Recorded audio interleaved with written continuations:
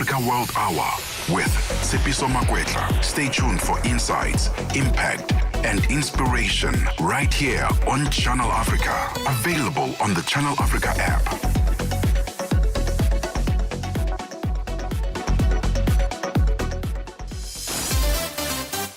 Tsepiso Makwetla winds it down on Africa World Hour, 9 to 10 p.m. 2100 hours it is. A very good evening to you. This is Africa World Hour here on Channel Africa, the African Perspective. 60 minutes of the very latest news and developments in and around your world, wherever you're listening to from. Welcome to it. And just a reminder, you can reach out to us, share your perspective right here on the African Perspective. +27 63 401 406 9126 +27 63 406 9126. That's our hotline number. Let's go straight to our top stories. It's time for Africa World Hour with Tsepiso Makwetla. Stay tuned for insights, impact, and inspiration right here on Channel Africa. Available on the Channel Africa app. South Africa's President Cyril Ramaphosa has embarked on a working visit to Mozambique for the 4th South Africa-Mozambique Binational Commission. Pretoria and Maputo have strategic and fraternal relations developed during the fight against colonialism and apartheid. Ramaphosa will also attend and participate in the official launch of the Sasol hydrocarbons processing integrated infrastructure in Soro tomorrow. International Relations and Corporations Minister Ronald Lamola says the two countries will also strengthen their trade relations. Mozambique is South Africa's biggest trading partner on the African continent and the 4th globally. So you will understand this is one of the most strategic countries for us. Also in relations to regional integration, issues of cross-border crime, and also issues of regional security. So it is a strategic platform which we are looking forward to, and to strengthen the good bilateral relations between the two countries. The diplomatic spat between South Africa and the United States continues to intensify. The United States has not invited Pretoria to the first G20 Sherpas meeting to be held in the US. The meeting is set to take place on the 15th and 16th of December in Washington. This exclusion of South Africa comes after the Trump administration boycotted the G20 summit held in South Africa 2 weeks ago, citing genocide of Afrikaners. The US took over the G20 presidency from South Africa yesterday. Sophie Mukwena reports. In the invitation to the members of the G20, Washington has made it clear that South Africa will not be invited to the Sherpas meeting before end of the year. Pretoria anticipated this hostility, and as much as the country is a founding member of the G20, Pretoria is expected to channel its energies on the next host, that is the United Kingdom, in 2027. President Trump's hostility against South Africa will likely escalate next year. However, the US will hold the midterm elections later next year, just before the G20 Leaders Summit.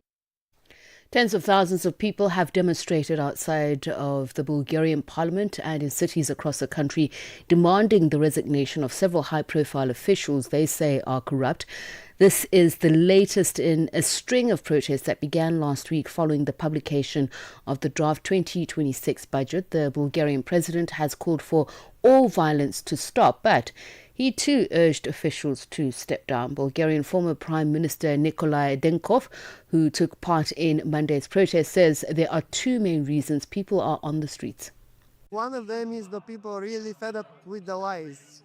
And there were a number of lies that were related to the budget that we discussed today.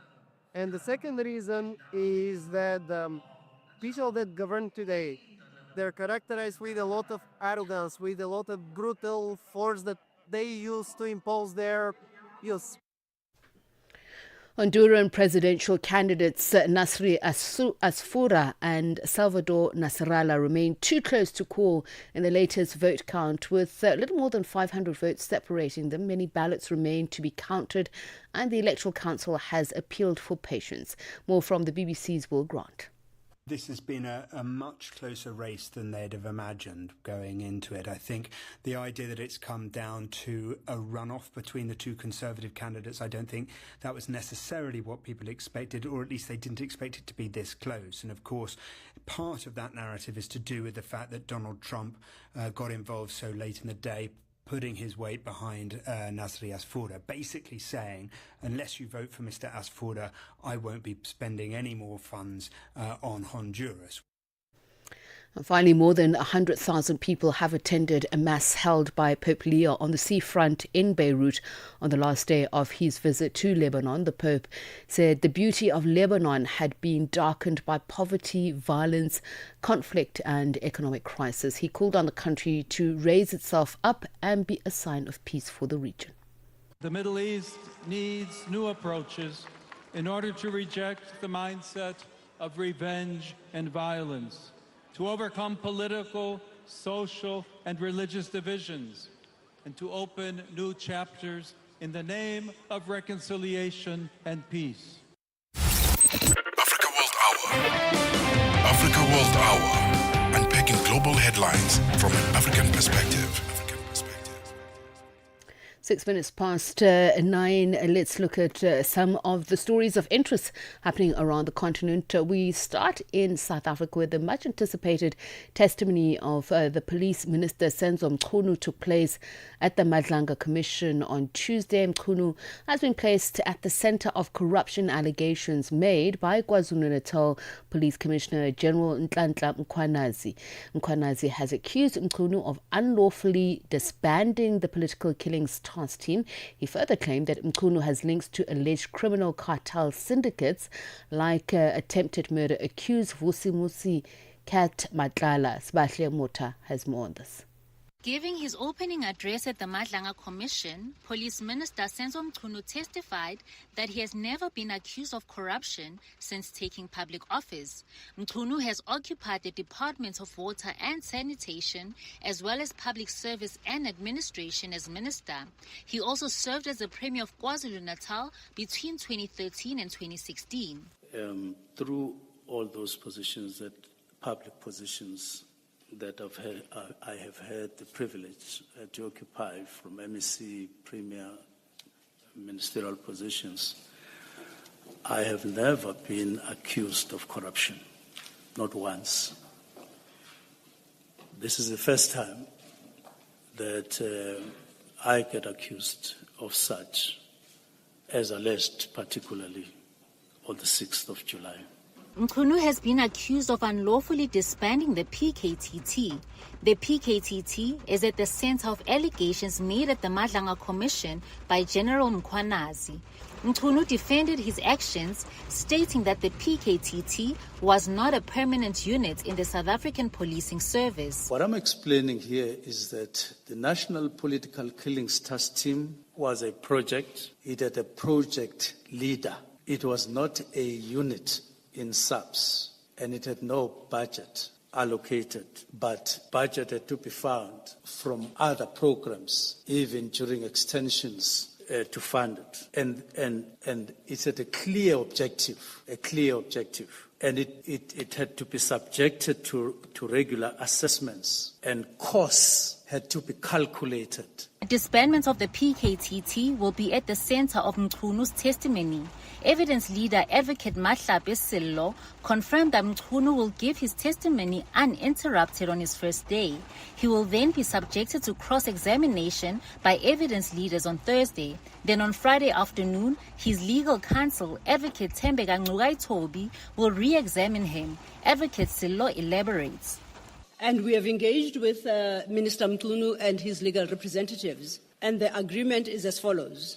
Minister Mchunu will start this afternoon, and in the course of the afternoon, he will give evidence, his version of the issues, uninterrupted and unquestioned in large part by the evidence leaders. He will be testifying in this session of the Commission strictly on matters pertaining to the PKTT. Mchunu returns to the stand on Thursday. I am Sibahle Mota in Pretoria.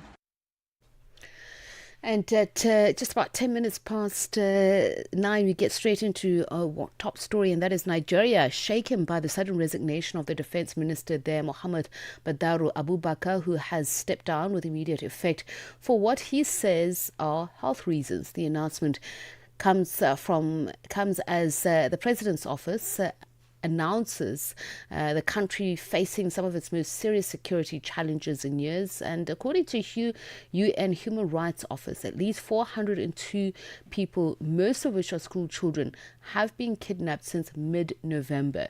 So to speak about the implications of this resignation and what is behind it, we're on the line to Issa Sanusi, Country Director of Amnesty International in Nigeria. Very good evening to you, Mr. Sanusi, and thank you so much for speaking to us. Good evening. Thank you for having me this evening.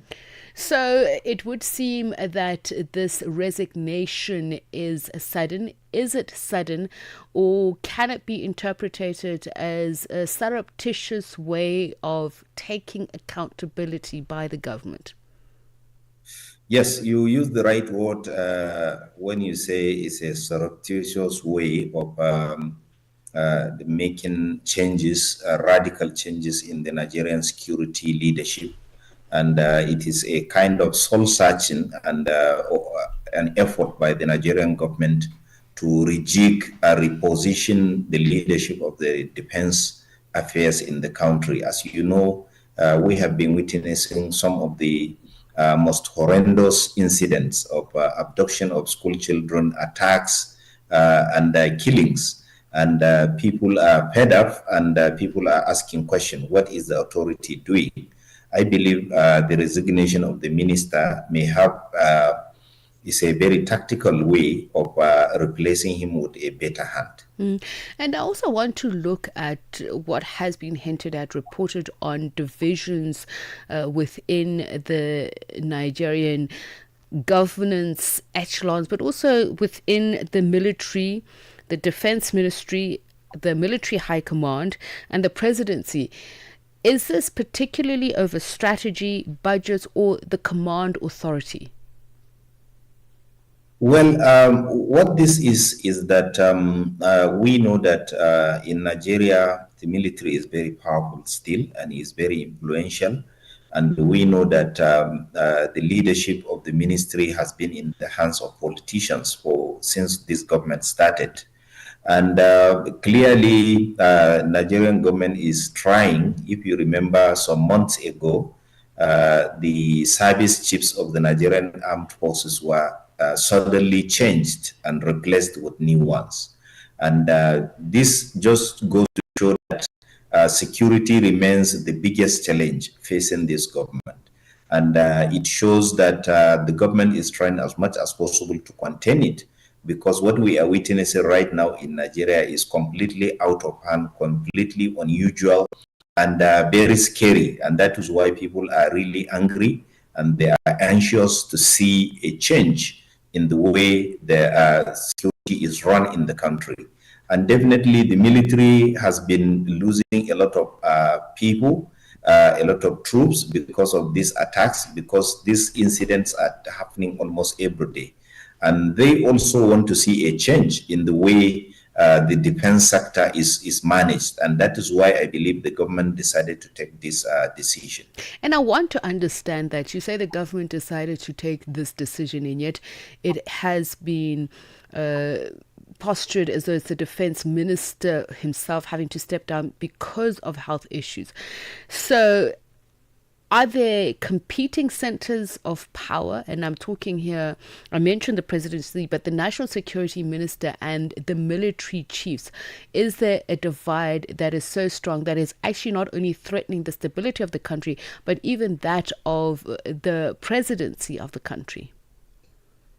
Well, I don't think there is any divide, so to say, but what I believe is a fact is that the only divide we have is a situation whereby everyone is thinking that this government is showing gross incompetence in the way it is running the security situation in the country. So that is the biggest divide. And I believe that this is not the first time a top government official is using the issue of health reasons to resign. So that government, the current government of Nigeria, is now introducing a new phenomenon in which when somebody is to be removed, also want to ease somebody from his position, they use the term he resigned for health reasons. This is not the first time. So I believe that, is something that they have deliberately crafted in that way, not to give the impression of failure, not to give the impression that the person that is being eased out is being eased out because he failed. So they are trying to show that they are competent and their choices for all positions are correct and competent. It's just that they have reasons to make these changes. So I guess what I'm trying to understand, I mean, you yourselves have highlighted patterns of impunity around mass abductions and generally insecurity in the country. Would this move see the consolidation of the national security hierarchy and its architecture as well, particularly keeping in mind the elections in 2027? Well, I believe that it will not, we have to wait and see. I don't want to be over pessimistic, but I am not very optimistic about these changes. I think the damage has already been done. We have a situation whereby, if you remember, some years ago, we only have Boko Haram, which is the only insurgent group operating. Now we have 3 more operating across parts of northern Nigeria. And what the politicians have been doing in leadership in Nigeria since they took over power 2 years ago was concentrating too much attention on the next election, to the extent that they overlook the actual existential problems facing the country, especially the issue of security. So definitely we are going to watch out, but I don't want to be over optimistic, because the issue in Nigeria is not only just about using military force to address this problem. These problems also have connection with corruption, failure of governance, and social injustice. Therefore, military strength alone can go a long way in addressing, but it cannot completely erase this problem. So we have to wait and see what the new defense minister that has been nominated, who was immediate chief of defense staff in the country. So he was a top military officer who has commanded a lot of garrisons in the area of fighting insurgency and criminality. And people are very optimistic that he can make a difference. But we will wait to see a difference that he can possibly make. So if we're to be holistic, is there evidence that the government or the security response has at its core really such interventions as early community response warning systems, or even ensuring that there is some sort of conventional force posture strengthening, or even disrupting the ransom networks, which are a problem? Is there, or are we just increasing headcount there? The strategy, is it giving the public confidence that this is the security response to this problem? Well, I believe that the Nigerian military or the Nigerian security forces are overwhelmed, in the sense that the security issues are too many, so many to address. And that is why we are seeing a lot of effort to recruit more soldiers and a lot of efforts to buy more arms. And that is a sign that the military is overstretched. Even though early warning and many other strategies can help, but Nigeria is very big. One of the states in Nigeria where the recent abduction took place is twice the size of Belgium. And there are so many ungoverned spaces in Nigeria. Therefore, no matter the number of security agencies, no matter the number of early warning signs you put in place, it will be very difficult to cover the entire country unless we begin to have a situation whereby we begin to address the real cause of this problem, which is poverty, high level of poverty, high level of corruption, failure of governance at the rural level. And if you notice, all these things are happening not in the cities, not in Lagos, not in Abuja, But in the rural areas where people are without protection, where security agencies could not even reach when they are alerted that there are banditry going on, they could not even reach these places because there are no roads. Therefore, that is why I said that this problem is beyond military power. We have to begin to address the fact that many parts of Nigeria have been neglected and too much politicking. Politicians are too obsessed with the coming election in 2027, to the extent that they believe that the most important thing is the election. Winning the election is the most important thing, not making life easier and better for the majority of Nigerians. And I think you've put your finger on the pulse there, Issa Sanusi. Thank you so much, Country Director of Amnesty International in Nigeria. Je, una jambo lolote akilini mwako? Je, una shauku kuhusu masuala muhimu? Na je, una maoni ambayo unataka yasikike? Kweli, hili jukwaa ni la kwako. Piga simu au tuandikie kwenda WhatsApp namba alama ya kujumulisha 2760552594 na tutakupigia simu. Mtangazaji wa habari zetu za Afrika Kusini mjini Johannesburg. Hivyo unaweza kuwa mshirika kwenye matangazo yetu. Sio mazungumzo tu, ni fursa yako ya kuchangia maoni yako na kushirikiana na jumuiya ya wasikilizaji wanaotamani mtazamo wako. Tufuate kwenye mitandao ya kijamii. Tembelea tovuti yetu www.channelafrica.co.za na uwe tayari kushiriki na kuchangia maoni yako kwenye Channel Africa. Channel Africa, mtazamo wa Kiafrika. Are you fluent in French, Chinyanja, Portuguese, and Kiswahili? Are you passionate about radio? And are you looking to work in South Africa?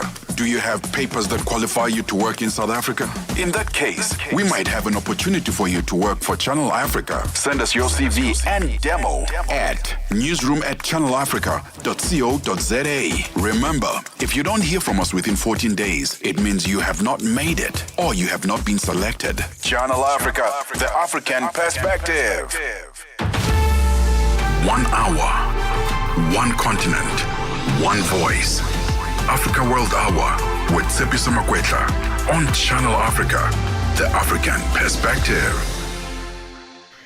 And Africa World Hour, it is indeed bringing you those latest developments from an African perspective, your perspective. So please do let us know where you are listening, watching from. We'd like to hear your perspective.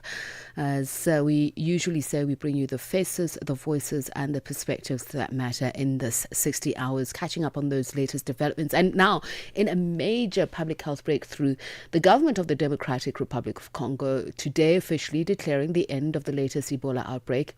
After 42 days without a single new case, the required span of 2 full Ebola incubation periods, and following the recovery and discharge of the last confirmed patient, authorities say the chain of transmission has indeed been broken. We are joined now by Dr. Patrick Otim, Program Area Manager, Emergency Response at World Health Organization. Dr. Otim, a very good evening to you, and thank you so much for taking the time to speak to us.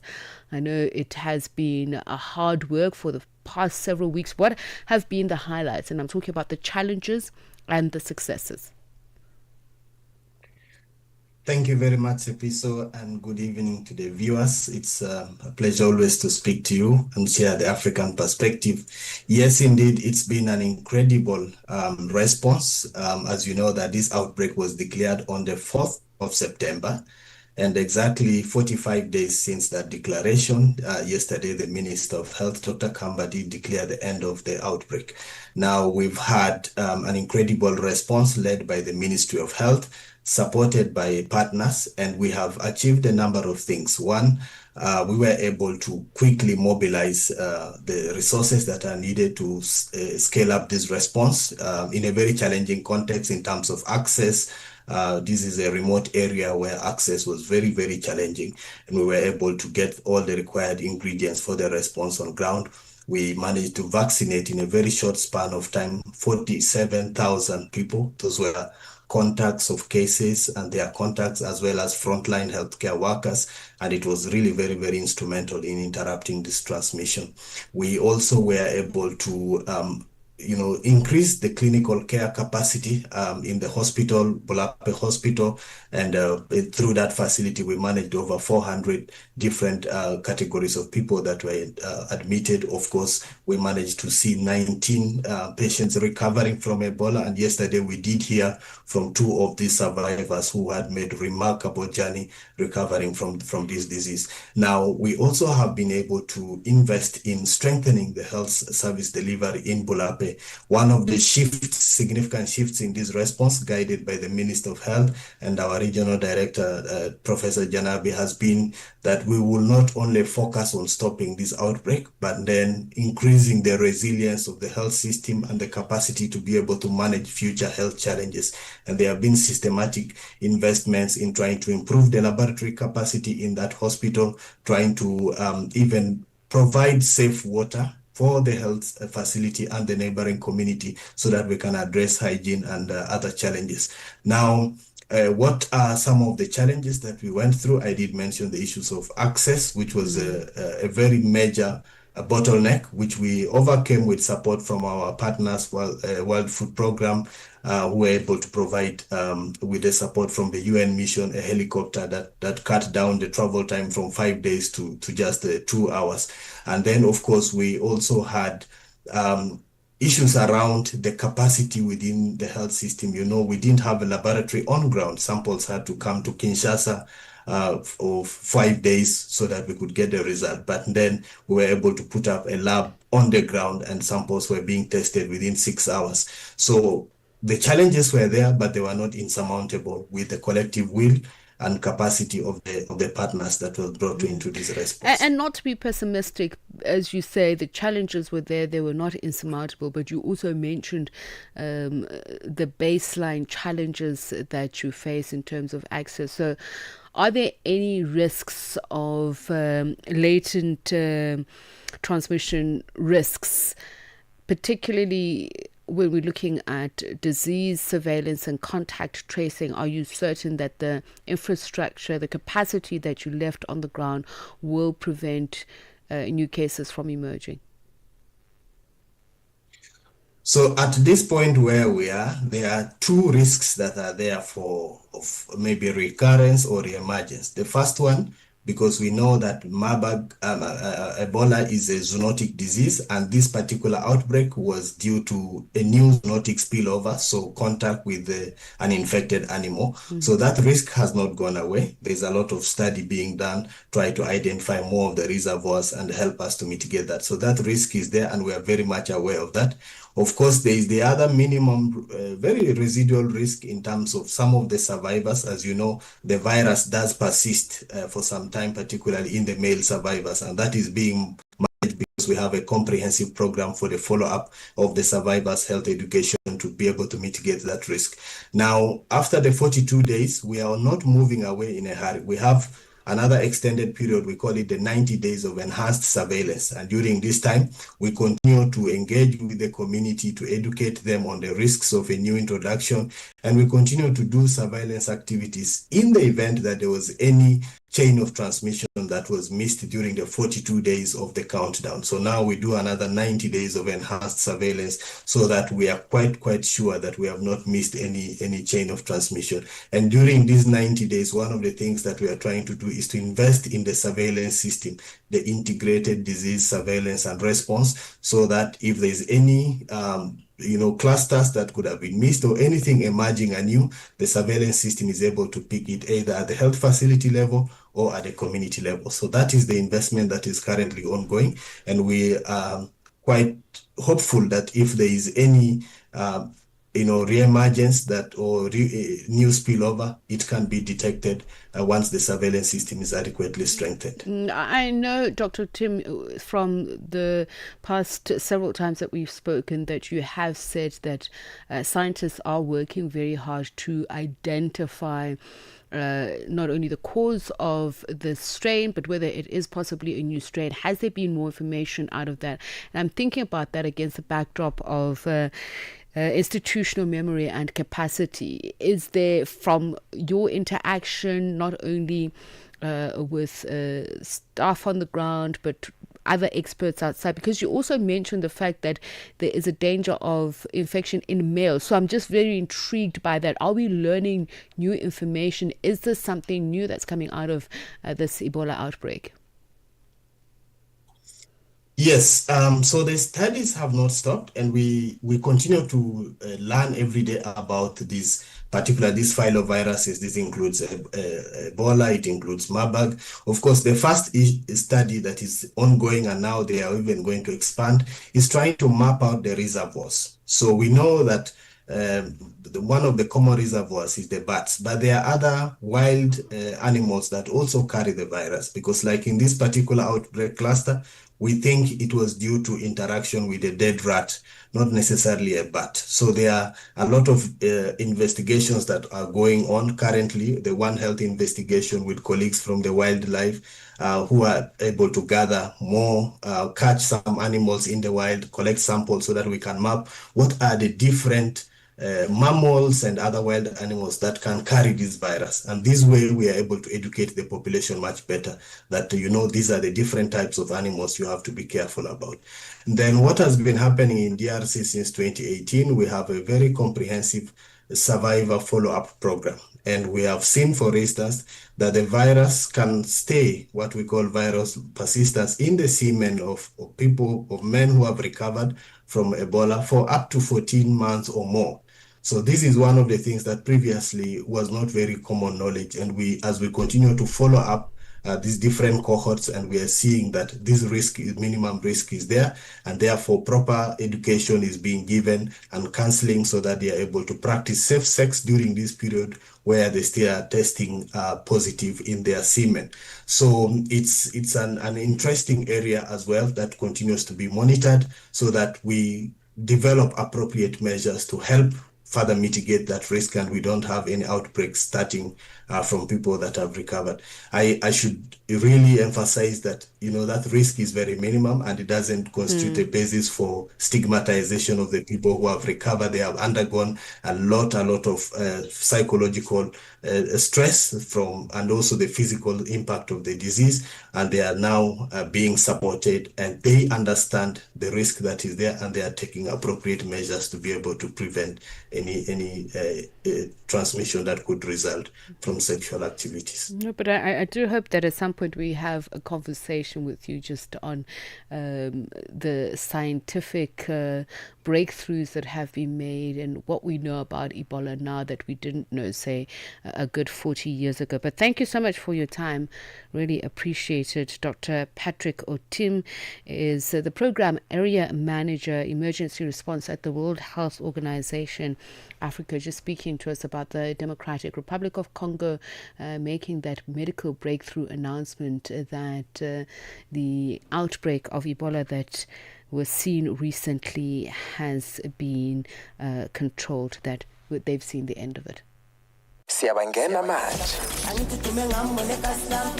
Vito iJabulani Nkolele iMagoda. Jabulani is a young man from Giyani in Limpopo in South Africa. A very easy guy, taking things easy. To know me is to know that I love what I do, which I'm crazy about it. So when you hear me on radio, expect the best. Expect great music. Expect great content. Expect 180 minutes of nothing but fun. You'll find me on the morning reset, 3 to 6 a.m., Monday to Friday. Siyabangena baba. Ay.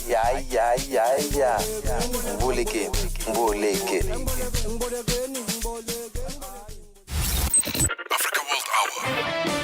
Africa World Hour. Unpacking global headlines from an African perspective. And we continue at 26 minutes to 10 to look at this story. It's gripped the attention of not only people in the journalist fraternity, but South Africa having several issues that are in the public fora of interest around criminality that are being discussed. And this is one of them. 5 suspects, including Prominent SAFM radio broadcaster Nonkululeko Mantula appearing in court on Tuesday after being arrested at OR Tambo International Airport at the weekend. Authorities say the group was moments away from boarding a flight to Russia, allegedly to work as mercenaries, and the ongoing conflict. They're now facing serious charges under the Foreign Military Assistance Act, accused of recruiting and luring South Africans into foreign combat. State prosecutor Peter Erasmus says all five will remain behind bars until their formal bail hearing. We join now by security expert Andy Mashaile, who is a former Interpol ambassador. Very good evening, Jen. Thank you so much for speaking to us. Tsepiso, good evening to you. It's been a long time that we have been chatting. It's good to be back on air with you. No, I'm glad that you were able to join us for this, because it's a dicey one, because we've seen those who have accused the police and those whom they see as being anti-freedom of speech, particularly of journalists who are speaking out, coming out and saying that the allegations that are being made are very mischievous. What do you know, what do you understand on this particular case? Because there have been many reports of foreign military recruitment networks operating in South Africa and broader SADC region to bring people to Russia to fight on the front lines unknowingly.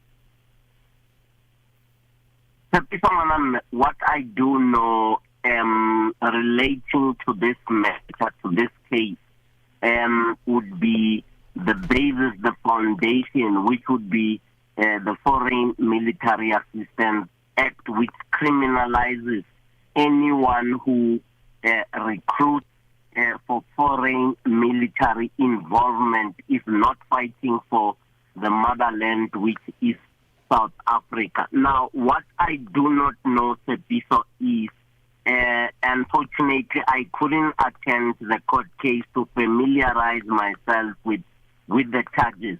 I do not know how true is it that they were recruiting for the Russian military.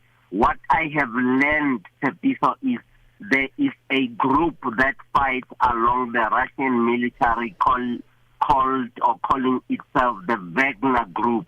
The Wagner Group has been deeply involved in the front lines against Ukraine. We have seen the Wagner Group forming part and parcel of the military in coast involved in one of the African countries. I think it's a year or two ago during the Sahel storm, where you had the Ibrahim Traoré and all others in the Sahel region standing up against foreign influence. The Wagner Group was part and parcel of those who helped throw out the French and all those other foreign powers. So, long story short, if these people who are arrested on Sunday were really recruiting for the Russians, there will be some serious charges for them. And I want to ask about that, because there's serious allegations. At what point would people be arrested? Because as we've seen in the case of Duduzile Zuma Sambudla, who's been accused of complicity, there is an investigation on that end. But here we have seen people who've been arrested, and it's understood that it has to do with the Foreign Military Assistance Act. Are you able to guide us just in terms of Interpol protocol, or the security structures, what you know, what it would take to reach this point where people are just then summarily arrested? Tsepiso, the case, I am sure I am certain that these people who were arrested on Sunday would have been tainted or would have some blood spurt from Duduzile Zuma's involvement with the Russian 17. Remember, the Russian 17 might have triggered the Foreign Intelligence Services Agency, Yamukai. Remember, it used to be the SSA, it's now divided into Domestic Intelligence Services Agency, and as well as the Foreign International Intelligence Services Agency.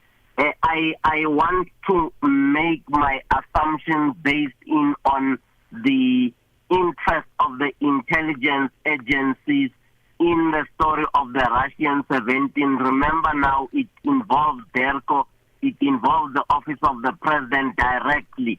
So the communication that would be going on between some Duduzile Zuma Sambudla and the Russian 17 and whoever is housing those 17 South Africans in Russia.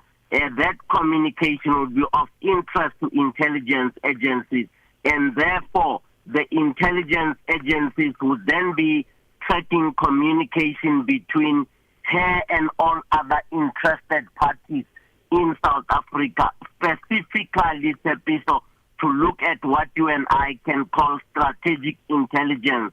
Strategic intelligence would mean we will be traveling to Russia. Obviously, intelligence would want to find out who are these people who are traveling to Russia and what are they up to. One of those who were arrested on Sunday spoke to me on Tuesday, requesting advice on an issue and a matter at OR Tambo, specifically requesting me to give advice and direct that individual to the police at OR Tambo. Unfortunately, Tsepiso, I'm out of that game. I've been out of that game, and I don't have contact. When I realized that one of those who were arrested on Sunday was actually the person who spoke to me, it got me a little bit concerned, and I want to once again put it up to you and to the listener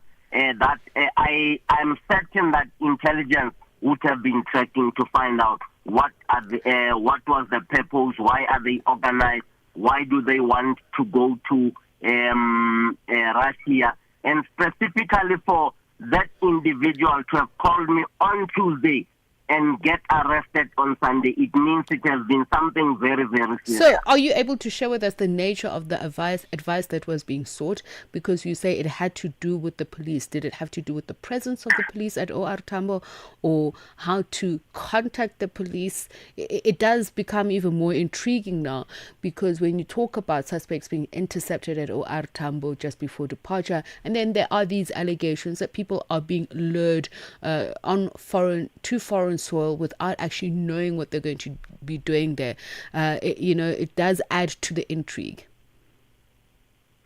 So this person says to me, there is an issue at OR Tambo. Do I know the station commander? And this person would like to get advice of the station commander. And for some strange reason, Tsepiso, I was busy on Tuesday with something else, and I said to this particular person, no, I don't have any contact details of the station commander in the area, and that individual thanked me, and I never went on to pursue that discussion. I'm not too sure the nature of the conversation that was going to exist between that individual and the authorities at OR Tambo in the name. Let's just end it very briefly with this to just get a sense of intelligence and border control weaknesses. And in this case, are we saying it's because it's a reflection of effective intelligence gathering between the Hawks Border Management Authorities, SAPS? What is your take? What is your point of view? Tsepiso, your border management authority has improved a lot, and your Hawks in investigating these serious crimes would play a very significant role from an advancement point of view. My focus would be on your domestic intelligence services agency. Obviously, Tsepiso, they would be tracking Mezuma Sambudla and they would be looking at all other things that happen around the MKP and the people in Russia. And they would have picked up some bits and pieces of information that could have been turned into intelligence products that would have led to the arrest of the people at OR Tambo. So more importantly would be the domestic intelligence services agency, which might have operated in tandem with the border management authority as well as the Hawks, who are looking at various forms of crime. We're going to end it here, but thank you for your time and speaking to us, security expert Andy Mashele, speaking to us about this intriguing developing story, because it's not just in South Africa, it's been reported in other places as well, of groups of people, whether influential or not, recruiting people under false pretenses in many cases, according to the reports, to go to Russia to get some sort of training or some job opportunities, and they end up being on the front lines. And the reports in some cases are talking about gross abuse at these factories, whether it's for manufacturing, weaponry, etc., or just being forced into forced labor on the front lines there, in the war between Russia and Ukraine. Brings the time to exactly 14 minutes to 10. Je, una jambo lolote akilini mwako? Je, una shauku kuhusu maswala muhimu? Na je, una maoni ambayo unataka yasikike? Kweli, hili jukwaa ni la kwako. Piga simu au tuandikie kwenda WhatsApp namba alama ya kujumulisha 2760552594 na tutakupigia simu. Mtangazaji wa habari zetu za Afrika Kusini mjini Johannesburg. Hivyo unaweza kuwa mshirika kwenye matangazo yetu. Sio mazungumzo tu, ni fursa yako ya kuchangia maoni yako na kushirikiana na jumuiya ya wasikilizaji wanaotamani mtazamo wako. Tufuate kwenye mitandao ya kijamii. Tembelea tovuti yetu www.channelafrica.co.za na uwe tayari kushiriki na kuchangia maoni yako kwenye Channel Africa. Channel Africa, mtazamo wa Kiafrika. Africa World Hour, unpacking global headlines from an African perspective. Now we continue doing that, and this time we look at Sudan's army. It's claimed control of several areas west of Abasia Tagali after fierce clashes with the paramilitary Rapid Support Forces and its ally, the Sudan People's Liberation Army North. Residents reported troops entering 4 settlements, halting RSF attacks. A civil war that began in April 2023 after a power struggle between the two forces has now spread across the country, killing at least 40,000 people and seeing approximately 12 million people who've been displaced. Naba Muhaidin has more from Port Sudan. Army troops entered Tabasa, Damra, Gardoud, Jama, and El Morib in western of Al Abbasiyah Tagali in South Kordofan, following fierce clashes between the Sudanese Armed Forces and the Rapid Support Forces and its allying Sudan's People Liberation Movement North. The situation is beyond dire, but local volunteers and eyewitnesses confirmed that controlling this vital location in Abbasiyah Tagali, western Abbasiyah Tagali, will stop the attacks by the RSF and its allying group, since they are trying to control Abbasiyah Tagali and they are trying to besiege the city after besieging at Dalanj and Kadugli in South Kordofan. Kordofan now is the new battlefield between the Sudanese army and the Rapid Support Forces following the capture of Darfur region. 5 out of 5 states in Darfur are under control of the RSF, while the Sudanese army has expelled the RSF from central Sudan and eastern part of Sudan and White Nile states. So 13 out of 18 states right now are under control of the Sudanese army, while 3 states of Kordofan, which is South Kordofan, North Kordofan and Western Kordofan, are experiencing fierce clashes between the RSF and the Sudanese army. The army are trying to secure the situation of central Sudan and trying to stop the RSF penetrating towards central Sudan again, because controlling Kordofan means new supply routes and consolidating their control or fist of Darfur and all of Western Sudan region. This vital location of Kordofan, of course, it's first of all, it's an oil-rich region, and also it shares borders with South Sudan. It has a strategic and geographical importance of the conflict. Since the war erupted between the Sudanese armed forces and the rapid support forces, more than 14 million people have been internally displaced or seeking refuge in neighboring countries. The situation is particularly dire in Western Sudan, in Kordofan and Darfur region, and the humanitarian situation generally in Sudan is rapidly deteriorating. Naba Muhiddin, Port Sudan.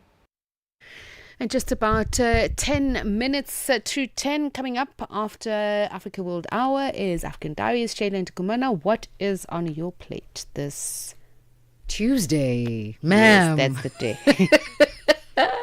So the 16 days of activism is slowly approaching. We are in the month of, in actual fact, we are within, look at me saying approaching. Well, we're simmering toward the end of these 16 days. And we're sort of looking at the context of the LGBTQI plus community. How inclusive are we when it comes to the fight against gender-based violence when we're speaking about this community? I mean, over 30 states in the African continent have criminalized being in a relationship or even any nuances around that. And so we want to question that context. And then in the second hour of the show, we will be looking at same-sex marriage. Okay, well, that's interesting. And I know there's a lot to say, but we'll talk about it later on because we're seeing very interesting stuff from Ariana Grande. Okay, thanks, Shayla. Shayla and Kumana on African Diaries coming up in just a moment. It's 9 minutes to 10. At the forefront, the most pressing issues on Africa World Hour with Tsepiso Makwetla. Channel Africa. And we round up with this, as Shayla mentioned, 16 days of activism. Gender-based violence is front and center in national and international conversation. But there is one form of abuse that is still part of, but not spoken about too often or often enough. And that is the issue of financial abuse. It doesn't really leave bruises, but it does leave deep scars. Research by the Human Sciences Research Council has revealed that 1 in 8 South African women over the age of 18 say they've experienced some form of economic or financial control, manipulation or deprivation.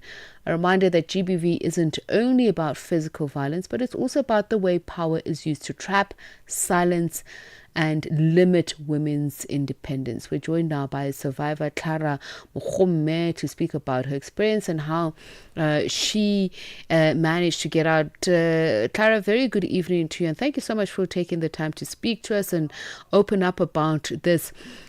My first question is, when did you learn of the term financial abuse? Were you already in the relationship, or had you known beforehand of this phenomenon?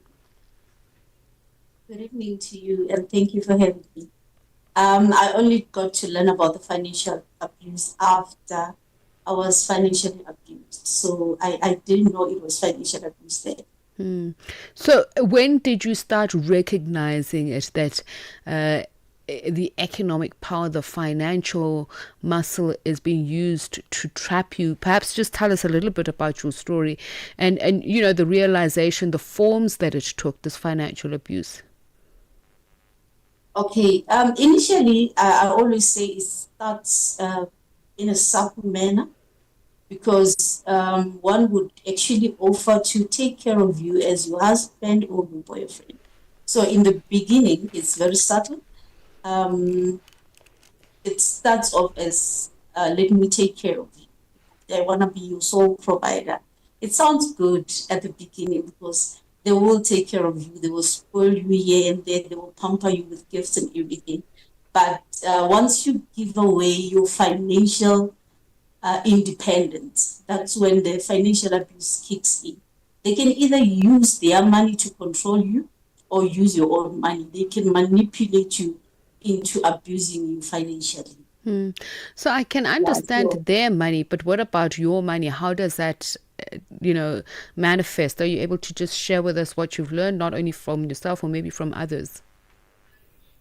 Okay. From my side, Well, the person started by asking me to resign from my workplace, of which I did not, and they made sure that they cut all the financial streams that I had, the financial income that I had.